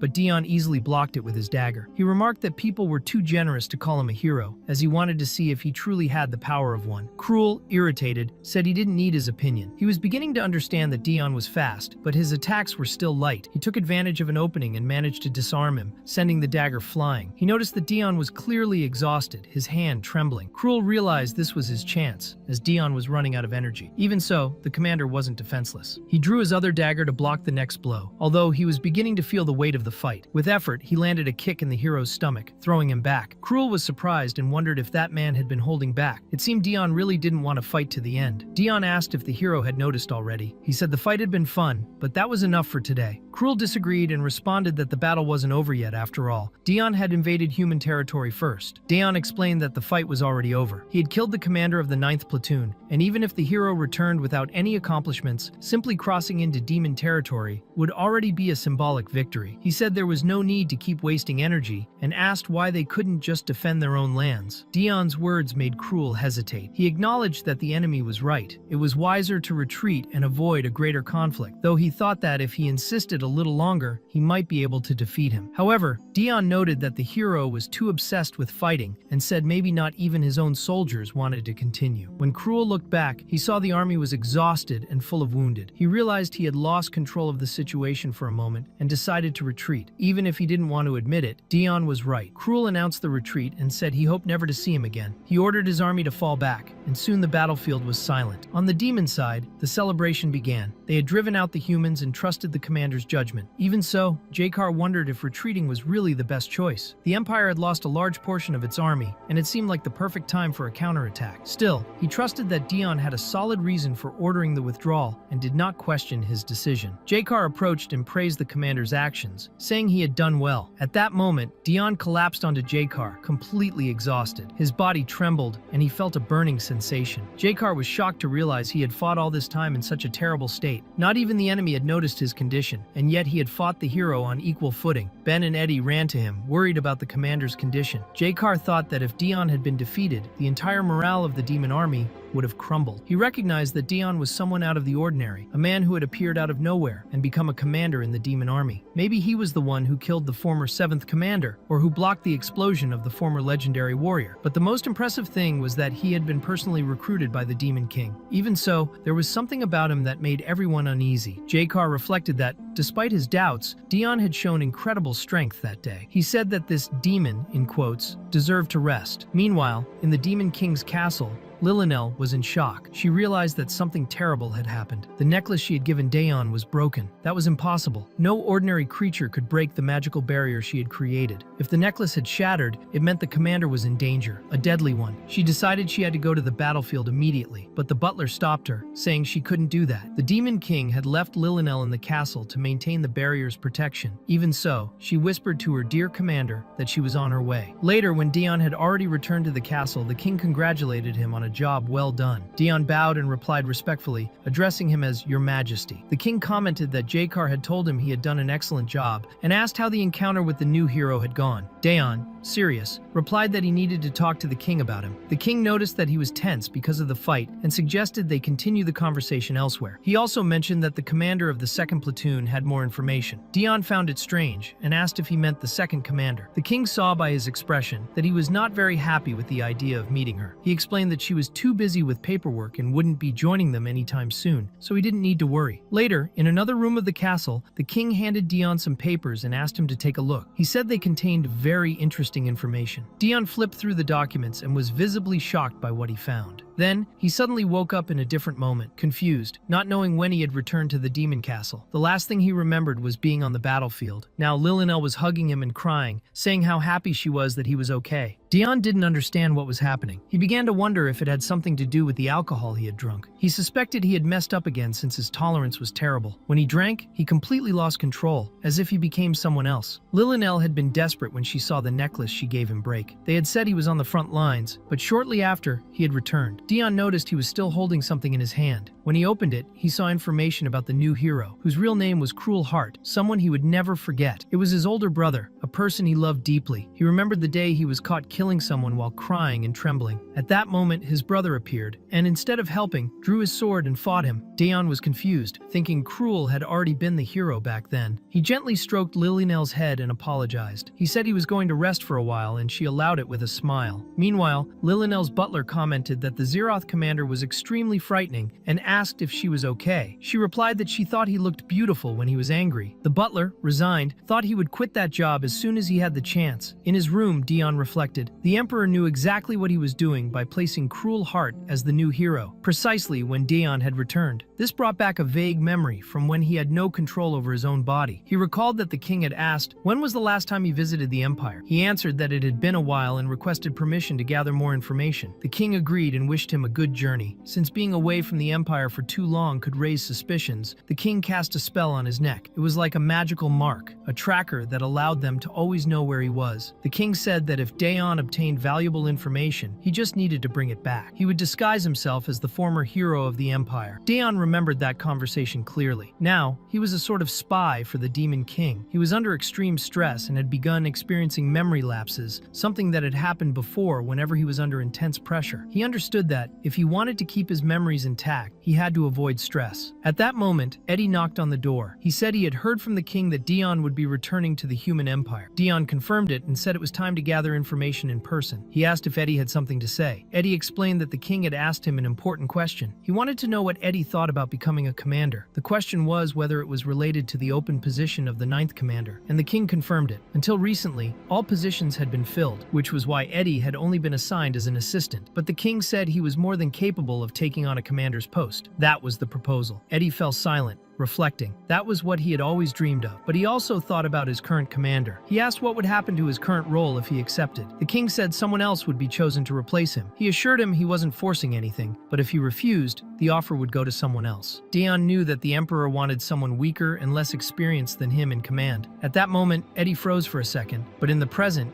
Daeon asked what he had said. Eddie, hesitant, replied it was nothing, preferring to hide the truth. He thought it was better not to say anything for now. Even so, Eddie offered to ask the chef to prepare something for Daeon's trip, and Daeon thanked him, though he suspected Eddie was hiding something from him. At that moment, a guard appeared and informed them that the carriage was ready. Daeon said they could talk more when he returned from the capital, and Eddie wished him a safe journey. As he departed, Daeon wondered if Eddie had come just to say he was tired of this job and planned to leave. He also suspected that maybe Eddie wanted something from the Empire, since he rarely went there. Dion remembered that the last time, Eddie really liked the snack he brought, so he thought about buying a bunch this time, something that would last longer. Eddie laughed quietly and thought that not even the other high-ranking members of the demon realm cared as much for their subordinates as Dion did. He declined the gift, said he didn't want anything in particular, and just asked Dion not to forget to wear the defensive gear. That cloak was specifically designed to disguise him in the human world. Dion said he knew, and Eddie said he would be waiting for him. Deep down, Eddie thought that being a commander must be something grand, but the fact that his own commander depended so much on him made him happy. Then he remembered the conversation he had with the king, when he said he didn't want to become a commander because he loved being the assistant to the demon Arut, and he wanted to continue helping his commander. He thought to himself that no matter where Dion went, he would always be by his side. Meanwhile, in an extremely elegant mansion, two guards commented that things were slow that day, until one of them saw someone approaching. It was a hooded and suspicious figure. They warned that this was the territory of Count Hart's mansion, and that no one was allowed to approach like that. However, the hooded man responded that they should open the gates. The guards were surprised by his confidence and threatened to attack, but the man then revealed that he was simply trying to enter his own house. It was Count Hart himself, and everyone immediately sprang into action, organizing a reception worthy of his return. Dion thought all the fuss was unnecessary, but remained silent. The butler, Remember, approached to welcome him, and Dion thought he was the most trustworthy person he knew. Seeing Remember there made it feel like everything was truly real. Dion commented that it had been a while since they last saw each other, and Remember agreed, saying that the monster hunt had been successful. Dion nodded and pretended to remember, since everyone in the mansion believed the Emperor had sent him on a hunting mission. Remember then noticed he was injured and commented that it was a shame they couldn't punish the creature responsible. Dion replied that it was fine, and that he was no longer a child. The butler agreed and promised to respect him even more as Count. Remember offered to tidy up his room, guessing he was tired from the trip, but Dion declined, saying he was going to meet the Emperor. Deep down, he just wanted to lie in bed. The butler asked if he intended to leave now, and Dion confirmed, believing the Emperor was already aware of his return. He then looked at the family portrait, which was covered with a blood-stained cloth, and felt he needed more information about his brother. Remember noticed his discomfort and promptly said he would arrange everything for his departure. Meanwhile, elsewhere in the Empire, Duke Stave Illister was informed that Dion Hart had returned. The Duke sarcastically remarked that the Emperor's little dog had come back wagging its tail. Cruel approached and asked what they would do, suggesting hiring an assassin. The Duke questioned the idea, saying it could lead to an investigation. He stated that he had a much safer option. The secretary then mentioned the Revolutionary Army, and Duke Stave Illister confirmed that they had already decided to turn against the Emperor. Even if they were caught, it wouldn't be a problem for them. Stave Illister was even surprised that Cruel hadn't thought of that earlier. Cruel apologized and said he would contact the Revolutionary Army. Stave Illister then expressed curiosity about what the Emperor's favorite hero would be capable of doing. He was referring to the honorary Count, Dion Hart. Meanwhile, the maids in the mansion were extremely delighted. They thought Dion was wonderful, elegant, more handsome than any other count. Dion, on the other hand, felt his head spinning. Everything had happened too fast, but it was finally over. The maids were proud of the work they had done, though they discussed whether a more decorative uniform might be better. They were thinking of something more elegant, with a finer cut. Dion wondered why they were discussing his clothes so much. Remember showed up saying he should wear a mask because of the strong sun. Dion took the mask, thanked him, and commented that he could have said that earlier. He also thanked him for taking care of the mansion all that time. Remember asked if he was being thanked just for doing his job. He said that made an old man like him very happy. Dion replied that he wouldn't call him old, since he looked great. Remember disagreed, saying he had been feeling body aches and was even thinking of retiring. Dion was shocked by the idea. He thought that Remember was the only person who took care of the house better than he did. He wondered where he would ever find someone like him. Realizing Dion's desperate expression, Remember laughed and revealed it was a joke. He said, seeing his master's face like that made him even happier. Dion thought to himself that the old man was truly wicked. Remember finished by saying the carriage was already waiting. Later, just before getting into the carriage, Dion commented that such a heavy escort wasn't necessary. A few people would be enough. He thought it was better that not everyone knew about his return to the Empire, especially since he would be leaving again soon. As the guard entourage took their positions outside, Dion reflected that in the demon realm, he was being drained by the king, and now he felt his energy being sapped by the Emperor. The current Emperor, Eduardo Desert, was just as intimidating as the Demon King, a brutal man who seized the throne by the sword, born as the 9th prince, who killed all his brothers and sisters to gain power. The crown he received was drenched in blood, and even after 10 years on the throne, his bloody image remained vivid. Eduardo had declared declared that he would stain the kingdom with blood and that, from that moment on, everything would change completely. He decided his nation would become the most feared and powerful empire on the continent. He even changed the nation's name to reflect his ambition, in an extremely arrogant manner. This decision caused many to turn against him, igniting a war that lasted 8 years and turned Dion's life upside down. The memories of that time still haunted him. During the war, the empire conquered a third of the continent and became the only true empire under the control of an actual emperor. Dion was granted the title of honorary count in recognition of his actions during the war. He didn't remember much, but he was sure he had fought tooth and nail to survive. One thing he hadn't forgotten was his goal, which he had decided back then. His thoughts were interrupted when the carriage began to shake violently. When he stepped out, he found a widespread battle taking place. His guards were fighting against members of the Revolutionary Army. He wondered whether he should join the fight too, but then he noticed an assassin quickly approaching and grabbing him by the neck. The man with the axe stated that the emperor's little lapdog really was there. It was then explained that, during the emperor's rise, an organization called the Revolutionary Army emerged. With other kingdoms being brutally destroyed, many people lost their countries, their families, and everything they had. In the end, only one thing remained for them: hatred toward the emperor and a burning desire to kill him. And there was one of those men ready to kill Daeon. Daeon thought once again that all of this was the emperor's fault. He thought that he didn't care about their ideology, he just didn't want to die. The attacker remarked that, for a war hero, Daeon was too skinny and weak. Daeon stated that he was not the emperor's lapdog. The revolutionary, confused, let go of him for a moment and asked for his name. Daeon replied that he was Daeon Hart, but the man insisted that he was indeed the emperor's lapdog. Daeon corrected him, saying he was Daeon Hart, but not a lapdog. The man looked at him and said that, with white hair and red eyes, everyone was looking for his head. Daeon quickly thought about his dagger, but when he tried to strike, his blow was blocked by the enemy's axe. He immediately realized he was in trouble. The man threw him to the ground, saying he was tired of these games. Daeon spat blood as the attacker questioned whether he was really a hero and whether the rumors were false. He said Daeon should blame the emperor for his death, calling him a fake hero. Before the axe could strike again, a spear intercepted the blow and knocked the weapon from the revolutionary's hands. He realized he was in serious trouble. One of the newcomers sarcastically said the hit was spot on, and that Daeon wasn't alone in that squad. The revolutionary noticed the imperial emblem on the new enemies. They were the Assassin Knights, the demons who had fought alongside Daeon Hart since the 8-year war. The revolutionary asked how they knew they were there, and the warrior leading the group simply wondered what kind of reception that was, since it had been a while since he'd had a real fight. He took a pill, reflecting that what made those knights terrifying wasn't their skill, but the fact that, in combat, they acted on pure instinct, irrationally. They then charged at the enemies, killing them all with cruelty. The revolutionaries were murdered in cold blood as the knights took pleasure in the massacre. They were ruthless and bloodthirsty. Even the mansion guards of Count Hart were frightened by their brutality. One of the revolutionaries realized that this was a terrible idea and thought they needed to escape immediately. But it was too late. He felt his arm being pierced by Daeon's fingers and was thrown far away. When he looked, he saw his arm full of holes. He called Daeon a freak, but Daeon simply commented that his hand wasn't that strong, although his fingers were. He said that to spare him the pain, he would kill him quickly. And with that, he killed the man using his own axe. One of the knights asked Daeon if he was all right, but Daeon thought that man was already dead. He wondered if he should do a bit more. He didn't think it had been enough. He thought about who dared to stand in his way, then climbed onto the enemy's body and began stabbing it repeatedly with his dagger, overcome by bloodlust. The knights remarked that the captain really had no mercy. One of them questioned why that group of enemies was even there. Another mocked them, saying just to look at the idiots who came along, all useless. The guards, embarrassed, felt uncomfortable with the remarks. Daeon, irritated, asked why they were still standing around, ordering them to eliminate the remaining enemies. The revolutionaries, just before dying, were completely terrified. Later, as night fell, Daeon arrived with his carriage. The gate guards noticed stains on the carriage and asked what was there. Recognizing the blood, they said that was imperial ground and no one could enter without an invitation. Daeon introduced himself as Count Daeon Hart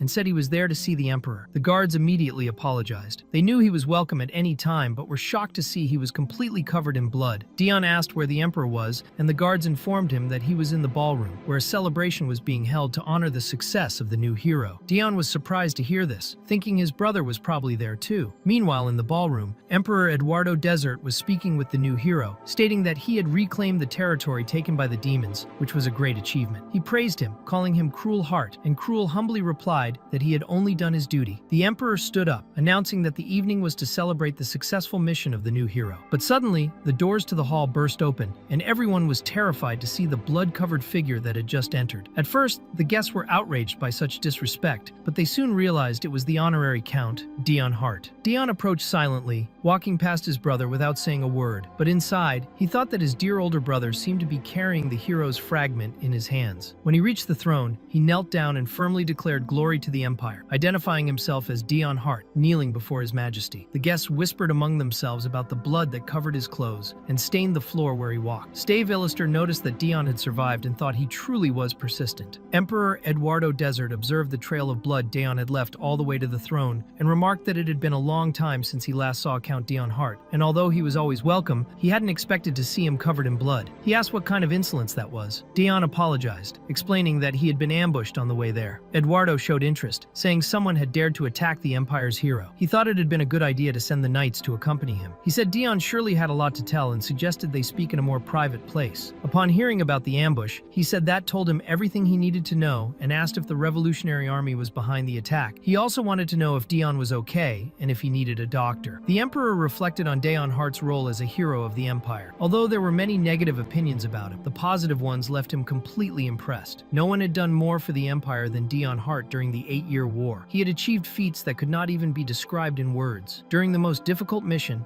alongside the legendary warrior, he was the only one able to bring back the hero's body, something that had previously been considered impossible. Anyone else would have been defeated by the creatures or by the Demon King himself. Eduardo then asked if Dion had found a way to break his curse. Dion understood that he was referring to the Demon King's magical symbol and replied that he still didn't know how to break it. Internally, he thought that it wasn't a curse at all, but rather a tracking mark. He even found it amusing that the Emperor truly believed the Demon King had cursed him. Eduardo reflected that he had only sent Dion to that place because he believed the Demon King was the only one who could remove such a curse. He then said that Dion would have to return to the demon realm, but he also stated that he didn't want someone as talented as him to go back to such a terrible place. He asked how things had been at the Demon Castle in recent days. Dion replied that nothing significant had changed, but he took the opportunity to confront the Emperor, saying he had sent an assassin to the castle. He asked if the Emperor was trying to get rid of the boy just because he was a hero candidate. For Dion, there was no other reason to send him to the demon realm. Eduardo admitted that he considered that young man a disgrace to the heroes and that he had hoped he would die on the way. However, since he had arrived there, the warrior's fragment had probably helped him, and at least his presence contributed to increasing the Empire's influence inside the demon castle, especially over the commander of Zeroth, the demon Arut. Dion wondered if the Emperor also knew about that. He stood up and apologized, saying he could no longer continue the conversation. Eduardo said he wasn't trying to corner him. The more he knew, the more transparent he was, the better it would be for the Empire's intelligence strategies. He said Dion's approval by the demon castle was a valuable advantage. Eduardo then commented that he felt Dion had something to ask. Dion, looking directly at him, asked why the Emperor had made Cruel Heart into a hero. He was very aware that the only thing he truly regretted in his entire life was not having killed his own brother when he had the chance. Dion thought that, besides himself, Cruel was the last survivor of the Hart family, more precisely the only one who had survived by his own hand. Meanwhile, he remembered their childhood, staring fixedly at the family portrait until Cruel got his attention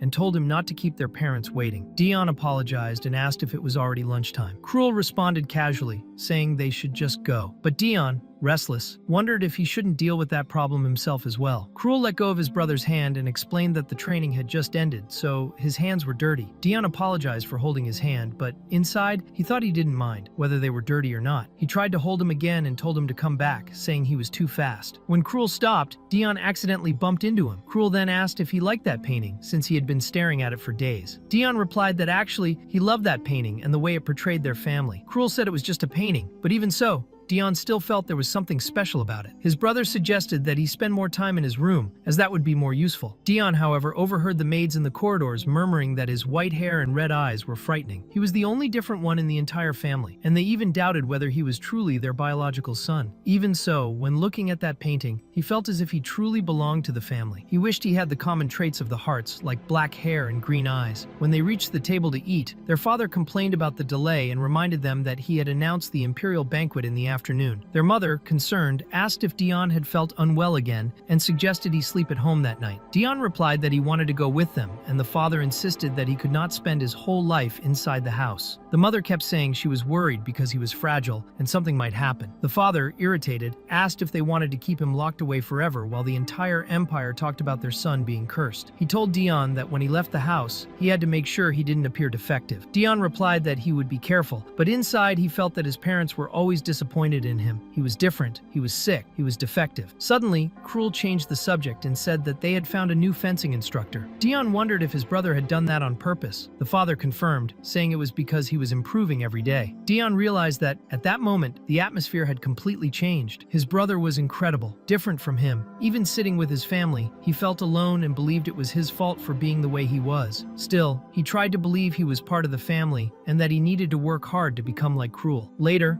at another time, some children called him and asked if he was Dion Hart. Confused, he introduced himself, a little embarrassed but also happy that someone was talking to him. They asked why he was alone, and he replied that his family had gone to speak with his brother's new instructor. One of the children then commented that without him, it seemed like they were leaving him out. Dion didn't understand and asked what they meant by that. The child said that the whole empire knew he was the black sheep of the Hart family and asked if it was true that he spent most of his time locked inside the house. Dion replied that this only happened because he was sick, but the child called him a liar. The child commented that his red eyes and white hair frightened everyone and that not even his family loved him, as he had been abandoned. Then Dion, overwhelmed with anger, punched the child in the face, even though he knew it wasn't true, and told them to mind their own mouth. However, he was soon punched back and began to take a lot of hits because he was much weaker. The child continued, saying that even his own family had pushed Dion aside, but another child intervened, saying that it was enough and asked for calm. Dion, hurt and crying, thought about his family, and when he looked to the side, he saw that the one coming to rescue him was his brother, Cruel. Even while crying, he held on to the thought that his family did love him. Later, while receiving treatment, they asked how he was. The doctor explained that young Master Dion was naturally fragile and very vulnerable to stress. Throughout his life, he would require special care and constant supervision. The mother, worried,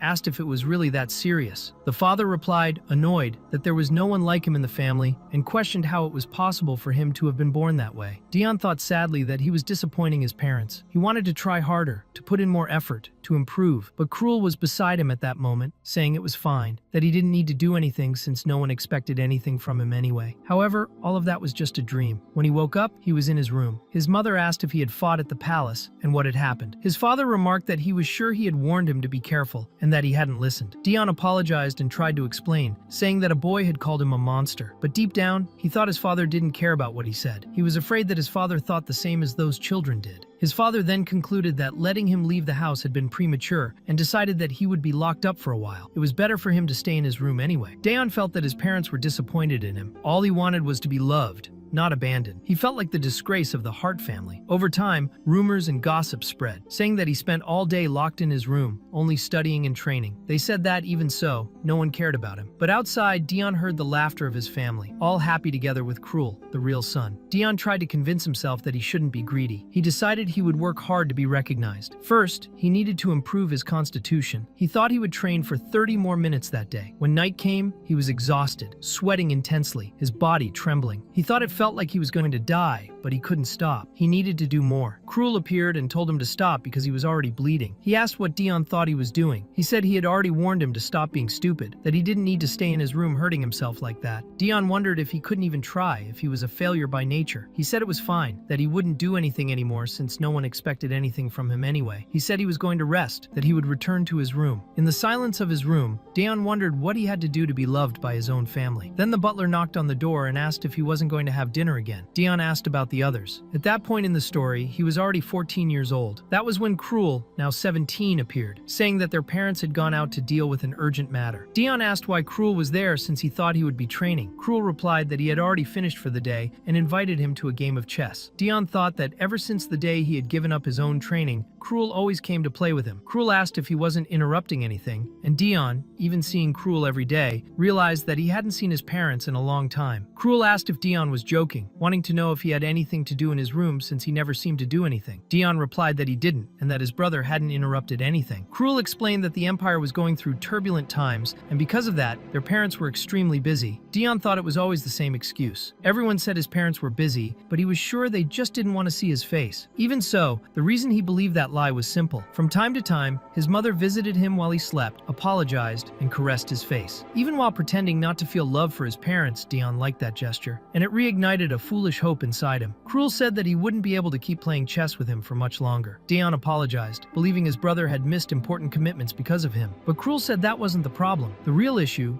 was that when the war began, everything would change. At that moment, several knights suddenly entered the room. Krul asked who they were and why they had entered without permission. One of the knights replied that he was there to deliver a message from the Empire and asked who Dion Hart was. The butler answered that he was the young man sitting in front of Master Krul. Dion was terrified. The messenger informed him that he had to go with them immediately and that everything would be explained either on the way or upon arrival. The knights whispered among themselves, doubting that such a frail boy could really be a Hart. They said he hardly looked like he knew how to hold a sword. Krul tried to intervene, grabbing one of their arms and saying there must be some mistake. However, the messenger stated there was no mistake. House Hart had signed an official document for the emperor. They were merely following orders. If they wanted clarification, they should ask the parents themselves. Daeon was in shock. He wondered if his parents had really done this, sending someone as weak and sickly as him to war. He thought no, they would never do such a thing. But when he turned to call Krul, he noticed that his brother had closed the door, leaving the room in silence. Then Daeon understood. Everyone wanted him dead. In the end, his family had truly abandoned him. Shortly after, Daeon was given a sword he could barely lift. They told him he would soon depart for the battlefield, and that, if he didn't die, he should at least become stronger. The sword was too heavy, and everyone around him mocked him. They said that this was Daeon Hart, the rejected son, and that the rumors about his family hating him and wanting him dead were true. But Daeon could only think that he didn't want to die. From that day on, his life became hell. On the battlefield, he heard screams, groans of pain, and desperate pleas for mercy. It was chaos, despair, death itself. He was covered in blood, trembling under the weight of a body that had fallen on top of him. He cried, telling himself that he didn't want to die, that he didn't want to be there. Then he saw his superior killing another man and shouting at him to wake up to reality. He told him that if he didn't know how to use a sword, he should grab another weapon. He threw a dagger at him and said he didn't need to be a hero. He just needed to fight to survive. Daeon understood in that instant that it was true. He couldn't die there. He had to live, no matter the cost. And that was why he began to kill, endlessly. He killed and killed, only to survive. Years passed on that battlefield, and he was still alive. Sometimes he felt fear, sometimes he coughed up blood, but he kept fighting. Everything he did was for survival. Killing was the only thing he knew how to do. Sometimes he wondered if, when he returned home, he would ever be happy again. One day, he heard some soldiers talking about letters and packages arriving from home. It was the first time he had heard of such a thing. Everyone was happy receiving gifts and messages from their families and wives. Daeon wondered why he was expecting something too. Deep down, he knew nothing would come. And indeed, the only thing he received was a new order. He had been promoted to commander and would be sent to the front line. It was at that moment that Daeon decided he would turn the entire Hart household into a true hell, just as they had done with his life. When he returned from the war, the first thing he did was kill the servants. He thought the long-awaited day had finally come. Standing before his parents, he coldly declared that he was there to pay his respects. They barely reacted before Daeon lunged forward and drove his dagger into his father's heart. Then, looking at his mother, he thought of all the years he had carried that dream and killed her too. After whispering only a brief farewell, he believed he had fulfilled the purpose that had kept him alive for so many years. But as the blood ran down his hands, the pain would not fade. He thought he had finally achieved what he wanted, yet it still hurt. It hurt so much that he could hardly understand why. Then Krul appeared and saw the entire scene. Daeon was crying, crushed by the weight of what he had done. Shocked, Krul asked what he had done. Desperate, Daeon tried to ask for help, but soon realized there was no reason for his brother to help him. After all, Krul was his enemy too. The two began to fight. Krul drew his sword while Daeon held his blood-stained dagger. Daeon shouted that his brother had watched everything for years and never done anything. Pain and hatred consumed him, and his frail body coughed blood as he forced his muscles to keep moving. He thought he had reached his limit, that he hated this weak body, but he could not collapse before killing him. Suddenly, Daeon snapped back to reality. He heard someone calling his name. It was Line Reiner, captain of the High Knights. He realized he was somewhere else, far from the previous scene. She watched him closely and remarked that it had been a long time since they last met. He replied that it was good to see her again, thinking that perhaps she was the only normal person among the knights, since the rest were complete psychopaths. Daeon began to notice his surroundings and wondered where he was. The last thing he remembered was jumping off the carriage during an attack. Now he was in a bright hall, wearing different clothes. Line remarked that he didn't look well and asked if he had received bad news. Daeon said no, though he wondered inwardly what had happened. He remembered meeting the Emperor, but everything felt hazy, as if stress had caused another blackout. As he tried to make sense of it all, he asked what kind of event it was. Line seemed surprised by the question and replied that he had to be joking. She explained they were there to celebrate the first victory of the Empire's new hero, Krul Hart. At that moment, Krul slowly approached. His green eyes and black hair clearly distinguished him from Daeon. On his chest, he bore the symbol of House Hart, and his expression was calm, almost serene. Daeon stared at him, a chill running through his chest. He thought that the dream from the previous night had been a warning. Seeing Seeing him again made everything inside him ache. Cruel greeted his brother, saying it had been a long time since they last met. Dion replied, trying to hide his tension, but inside he felt only disgust. To him, Cruel was the one man he never wanted to see again in his life. Cruel mentioned that days earlier he had faced the commander of the Zeroth unit during the war against the demon army. He said that the battle had inspired him, that the spirit of his opponent reminded him of his brother. He claimed he had never seen such determination and leadership as Daeon's, and that the Empire owed him much for his service during the 8-year war. Daeon laughed, a bitter, mocking laugh, as if he had just heard a cruel joke. He said he was simply surprised by his brother's words, too surprised not to laugh. Daeon said there was no chance he would ever fight alongside his brother. He didn't even consider the possibility, but Cruel insisted otherwise, convinced that he would. At that moment, Daeon noticed that Cruel's eyes had changed. Their look was completely different, and he began to think that this man was insufferable, wondering why he was still there when he should be speaking with his own guests. He told him not to mind his presence, since the party was a mess anyway, and didn't even have a decent drink for him. Cruel commented that he had heard Daeon had recently returned from a hunt, and Daeon, irritated, wondered if that fool was still talking to him. Cruel asked if he was injured, and Daeon thought about how annoying he had always been, and told him to stop pretending to care. Even if he were hurt,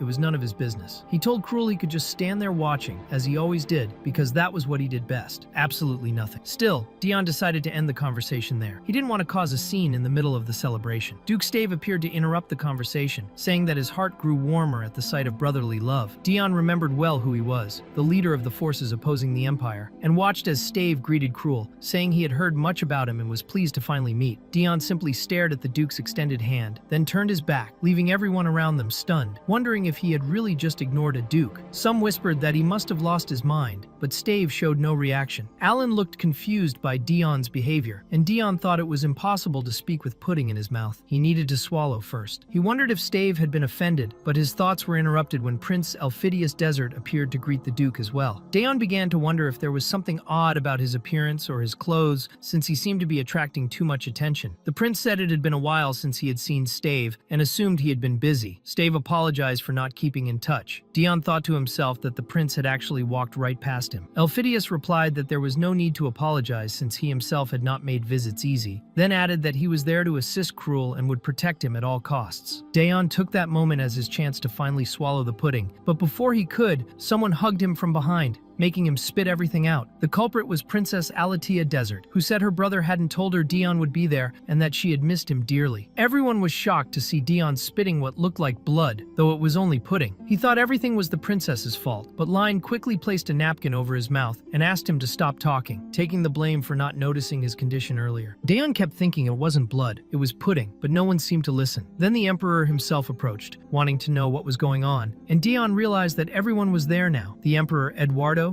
and General Nemesis included. Alatia apologized, explaining that Count Hart had gotten pudding all over himself because of her. She had been too excited and lost control of her strength. The prince also apologized to his majesty, but Eduardo said it wasn't necessary, since Daeon was fragile anyway and could spit blood at any moment, especially after being attacked on his way to the celebration, as some of his internal wounds were still healing. Daeon felt like everyone around him was driving him insane. The Emperor asked if he needed a doctor, and Daeon replied no, that he was fine, even though his pale face said otherwise. Nemesis commented that it must be part of the Demon King's curse, and Daeon could only wonder why everyone was acting that way. He realized his only option was to pretend to be sick so he could leave. He told his majesty that unfortunately he would need to depart as the stress was making him unwell. He apologized, but at that moment he truly did start to feel faint. His brother caught him before he could fall, but when Daeon tried to thank him, he quickly pushed his arm away. Daeon said he didn't need his brother's help. During the 8 years he had spent on that battlefield, he had hated Cruel with every fiber of his being and couldn't understand how he dared to pretend to care now. The Emperor placed a hand on his shoulder and said he didn't look well, suggesting that returning home would be the best option. Daeon apologized and said he would leave immediately, agreeing that it was for the best. If he stayed any longer, he would lose control and destroy everything. As he left, Stave was watching Cruel, who seemed genuinely worried about his brother, or perhaps only pretending to be. Either way, Stave found himself intrigued by the story. Later, Stave was speaking with his protege, saying that the Emperor was clearly allied with Don Hort, treating him like a star during the celebration, far too respectfully in fact. He remarked that the Emperor had personally defended him, claiming it was because of his physical condition, but why was he protecting Daeon so much now? Stave also noticed that Cruel seemed to have a rather strange relationship with his brother. Cruel explained that the event had been in his honor, and that he simply hadn't wanted to ruin the atmosphere. Stave replied that it was fine, since he knew exactly how Cruel had felt emotionally when he came to his office. That day, the one who had sought Stave out was none other than Cruel himself, a man who had lost his parents and home at the hands of his own younger brother. Cruel had asked Stave to become his patron, promising in return to be the finest sword at his service. He said that if his only goal were survival, there were many other paths he could have taken, but he had chosen this one. Stave asked why he had made such a specific request. Cruel replied that this time he wanted protection. In the present, Stave understood perfectly what that had meant. Cruel wanted protection from Dion. He confirmed that was exactly the case. Stave then said that everything was fine since they were now in the same boat. The Emperor's dog had to be eliminated. Even though Dion was helping in some ways, he remained a threat, not only to the Empire,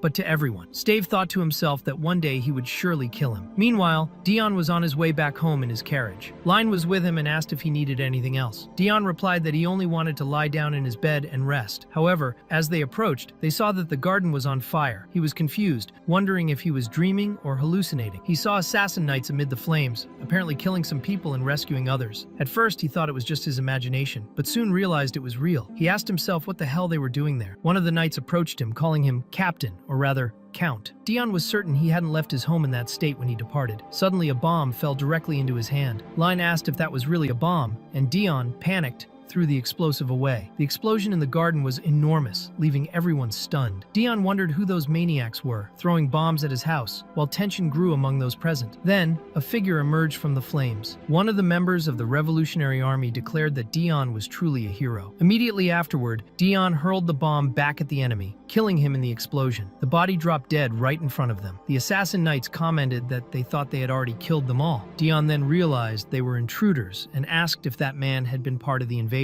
He hadn't even known there was anyone there. It was the Revolutionary Army invading his house. The knights confirmed it, explaining that they had been nearby and managed to save most of the people. Dion, suspicious, demanded to know why exactly they were there. After all, the assassin knights had been expelled from the Empire for causing too many problems. They laughed, saying he was worried about them and called him cute. They added that even if they had been expelled, they would still help their dear captain, since they considered his house to be their own. Dion told them to let go of him, irritated at how they were clinging to him, and Line said their behavior was unacceptable. Dion thought everyone around him was insane. The Revolutionary Army had attacked him on the way to his meeting with Emperor Eduardo, and now they had launched a direct assault on his mansion. They were clearly determined to kill him. Soon, Dion realized there were still more enemies alive. One of the invaders noticed he had been spotted and tried to flee, but before Dion could capture him, someone else moved faster. With a single powerful strike, the enemy was thrown to the ground. Dion recognized that this was no ordinary butler. It was Remember, who remarked that he was impressed by his lord's performance and asked if something particular had happened at the palace. Line explained that Dion had been attacked by the Revolutionary Army on the way and had sustained internal injuries but was recovering. Meanwhile, the last surviving enemy thought to himself that there were currently 3 obstacles standing in the way of dethroning the Emperor: Nemesis, the chief general who personally protected the Emperor; Ardal, the chancellor; and Dion Hart, the final piece on the board. He believed that for the revolution to succeed, Dion Hart would need to die as soon as possible. They had failed in that attack, but they would keep trying. He swore that Dion and his knights would still die. One of the assassin knights overheard and asked who he was calling the Emperor's dog. He insisted that the man had no idea what had happened during the 8-year war or what his master had endured. He said none of that was the Revolutionary Army's concern. Then he added that his role in the war, and now, was to fight for Dion Hart and, if necessary, die for him. With that, he killed the man on the spot. Remember watched everything and thought he would have a huge mess to clean up, but that he would tell the Count the enemy had been killed by dogs or some similar excuse. Meanwhile, in a city near the Empire, there were children starving on the streets. Among them, a girl thought about how she had tried to steal some food, but, as expected, had failed. She hadn't eaten anything since that day. She believed that people like her, born in the slums, died every day without anyone caring, until a boy approached, noticed how weak she looked, and said she seemed about to die, offering her a piece of bread. His name was Paul, and he explained that he had gotten the food from the Church of Salvation, where they were distributing water and bread for free to the slum residents. The girl, suspicious, asked if the food was poisoned or laced with drugs. Paul laughed and assured her it wasn't, saying that his neighbor had eaten it and was fine. Even so, she thought that no one would care if she died poisoned. Paul, impatient, replied that if she didn't believe him, him, then she could starve. As he walked away, the girl called him back and decided to go with him, thinking that dying of hunger or being poisoned made no difference. To her, it didn't matter whether it would be salvation or a curse. Meanwhile, Dion Hart reflected that it had already been a week since he returned to the Empire. The front garden, once burned, was almost completely restored. He had reinstated the mad dogs, who had unexpectedly returned under his command. Now all that was left was to enjoy the time he had in the human realm, or so he thought. The reality was that he was overwhelmed by piles of paperwork. Even though he was only back temporarily, Dion insisted he wouldn't neglect business and approve new construction projects, such as a dam in the territory. Since that day, however, he hadn't felt comfortable speaking to Remember, his advisor. Suddenly, he heard an argument outside. Some knights were complaining that the mad dogs had taken all the food. One of them replied that they shouldn't be stingy. Dion sighed, already expecting this kind of conflict. The mansion knights and the mad dogs would never get along, though he still didn't know the exact reason for that fight. He asked, "Remember if the knights didn't have any work to do?" The man explained that the emperor used to send them on missions, but since they had returned under Dion's command, there were no orders. All they could do was train and wait. Dion then asked why the emperor had given those men back to him, grumbling that he missed the demon realm. Remember replied that he believed the emperor deeply trusted Dion, for no sovereign would hand over such important knights to one person without a great amount of trust. It could even lead to a revolt or betrayal. Dion, however, thought it wasn't about trust, it was about convenience. The emperor couldn't handle those undisciplined soldiers and simply dumped them back on him. As he resumed his paperwork, Dion thought that if the emperor truly liked him, he would have taken some of that responsibility off his shoulders. Then, Remember commented that perhaps Dion hadn't been informed yet, but a week ago, His Majesty had named Dion Hart as the sole owner of the Hart domain. Dion was shocked, unsure of what to say. Remember explained that the official proclamation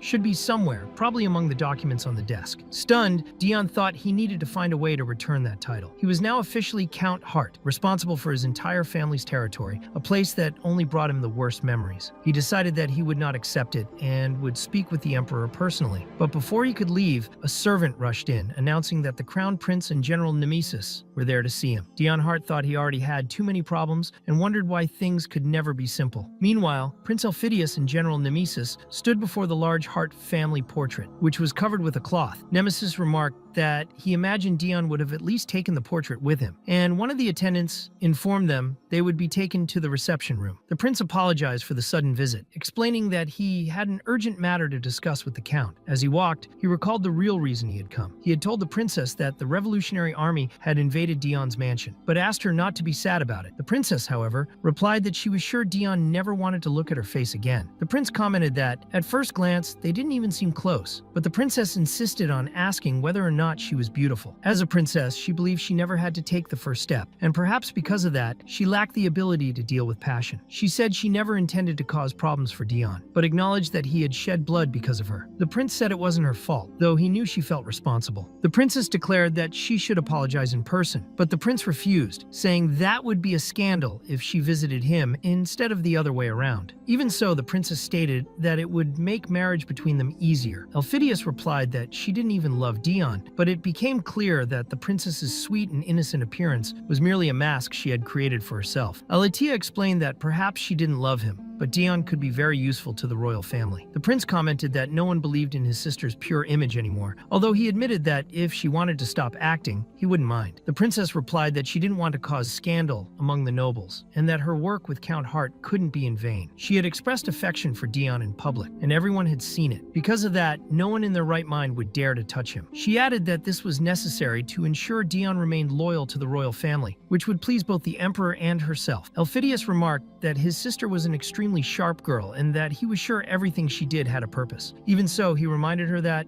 as he always said, she could stop whenever she wanted. Alatia thanked her brother for his support and, changing the subject, asked if he wasn't curious to know what Dion really felt for her. The prince found the question ill-timed, but she argued that they couldn't let the most talented man in the empire slip away. So, the prince decided that, since he was already there, he would use the opportunity to bring Dion Hart definitively to the empire's side. Dion, on the other hand, was nervous, not understanding the real reason for the visit. Even so, he received them politely, greeting the future Emperor Elphidius and General Nemesis. The prince apologized again for arriving so suddenly and invited him to sit. Dion asked the purpose of the visit, and the prince said it was just to talk. The same was said by Nemesis, who stared at him intently. Dion thought that look could pierce through him. It was so severe. The first thing the prince did was apologize. Dion assumed it was for the unexpected visit and said it was no problem, but the prince was referring to the incident during the celebration. When Alatia, in an impulsive impulsive gesture had hit him hard, causing him to spit wine in front of everyone. Elphidius explained that he had already spoken to her and assured that it wouldn't happen again. Dion replied that it was just a small accident, nothing important, but Elphidius added that, aside from the apology, he also brought a special favor to ask. Dion Hart wondered what kind of special favor would make the prince come to his house personally. To his surprise, Prince Elphidius simply asked if they could be friends. Dion was confused, not understanding why someone so important would make such a simple request. The prince explained that he had always wanted to get to know him better, but Dion was always so busy. Dion asked if that was the only reason he came, and Elphidius replied that, being the crown prince, he had many limitations and couldn't visit his friends often. So he used the incident at the celebration as an excuse to come. Dion felt uncomfortable, trying to understand why the prince was acting that way. He seemed like a shy boy trying to start a conversation, which confused him even more. Dion said he was flattered by the invitation, but upon seeing Nemesis's cold stare, he quickly changed his mind and said it would be an honor to be the prince's friend. He thought that if he refused, he might not make it out of there alive. Elphidius smiled, pleased, saying that from that day on, they would be friends and that he would do his best to get closer to him. He said it truly made him happy, and Dion, keeping his composure, replied that the honor was his. The prince noticed that Dion was clearly uncomfortable, but chose to ignore it. He thought the rumors were true. Dion Hart was indeed someone empathetic and hard to hate. He commented that it would be nice if they could truly become friends and suggested that Dion visit the palace more often, saying they could train together, talk, and even have tea. Dion, not knowing how to decline without being rude, said he wasn't really sure, but Elphidius stood up smiling and said he already had his answer. Before leaving, the prince said he would leave Nemesis behind, as he also had something to discuss. Dion was desperate, hoping they wouldn't leave him alone with that man. Elphidius simply waved and said, "See you soon, my friend." As soon as he left, Dion thought he didn't want to be alone with Nemesis for a single second and wondered what he should say to him. Nemesis watched him in silence and, after a few seconds, said it had been a while since they last spoke alone. He assured Dion he wouldn't take long and would get straight to the point. He informed him that the Emperor wanted Dion to deal with the Revolutionary Army soldier they had captured, as the goal was to discover the enemy base and eliminate them. However, since Dion was the one who captured the first soldier, he was free to refuse the mission if he wished. Dion found the request too direct, but replied that it was fine. He would take Nemesis to the prisoner. He thought that the sooner he handled it, the sooner he could rest. So, the two of them went to the place where the soldier was being held. The man was tied up and unconscious, and Dion commented that Nemesis could take him whenever he wanted. Nemesis, however, asked if Dion wasn't mistaken about what had happened. He said that 3 revolutionary soldiers had attacked Dion. 2 had died and 1 had exploded, right? But the cause of the last one's death still hadn't been confirmed. Dion didn't understand why he was being questioned about that. Nemesis then got straight to the point and asked if he knew how that soldier had died. The narrator explains that Nemesis didn't hate people without reason. During the 8-year war, he had observed Dion closely and noticed something strange in his behavior. Intense mood swings and even changes in personality. Dion Hart had been the first noble to become a common soldier in that war, and he had served in Nemesis's unit. When the general first met him, he seemed fragile and frightened, but he had a brutal survival method. He killed with extreme violence, without hesitation, just to stay alive. Nemesis believed that sooner or later he would lose his sanity because of it. Recalling that time, Nemesis said that Dion had already been there for 3 days and needed to pull himself together. No one would blame him for killing people. No one would blame him for surviving. Dion, confused, asked what he was talking about and who exactly he was. He said that his wounds had already healed and that he was fine. Nemesis then realized that something had changed. In front of him, Dion seemed to remember nothing, and the general concluded that he was now facing a different personality. He thought that, on one side, there was a bloodthirsty killer, and on the other, a normal man tormented by the guilt of the atrocities he had committed. These two sides had become Dion Hart's personalities. Tired, Dion stated that he was far too exhausted to remember what had happened, and that maybe he had only survived by luck. But Nemesis knew it wasn't luck. He was sure Dion simply couldn't bear the weight of the guilt and the deaths he carried on his hands. He had fled from it in the most extreme way possible. Nemesis